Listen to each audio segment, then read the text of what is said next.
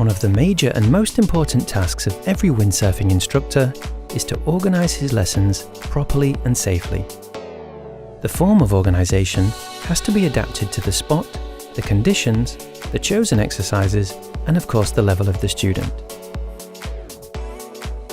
In this tutorial, we would like to show you some commonly used possibilities to organise windsurfing beginner lessons. Organisation of group lessons.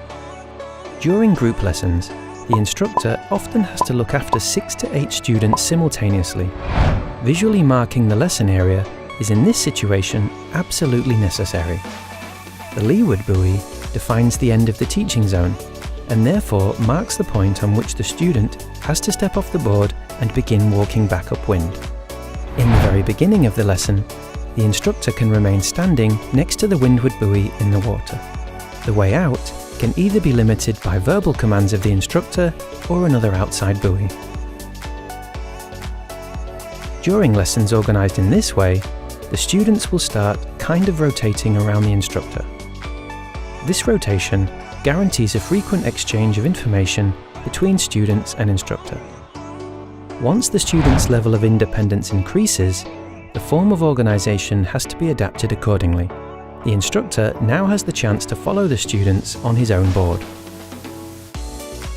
Important in this case is to not only mark the leeward end of the teaching area, but also to use a buoy to mark the windward point on which the instructor has been standing before.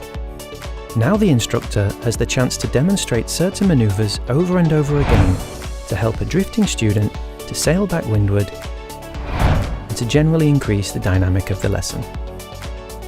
However, of course there are situations during which an even stricter form of organisation might be necessary. Lessons with little children, for example, require a much smaller teaching area than lessons with adults. An easy way to reduce the teaching area is to allow the students to only sail from the instructor towards the beach. During offshore winds, restricting the teaching zone in this way can also be useful for adults. Generally speaking, the more difficult the conditions or the less experienced your students, the more restrictive you should be when it comes to organisation of your lesson. As mentioned earlier, windsurfing lessons are affected by lots of variables, and in this tutorial we can only feature a small selection of possibilities on how to organise your courses. It will remain the responsibility of each instructor to remain flexible and to adapt the form of organisation to the individual situation. Enjoy teaching, your VDWS instructor team.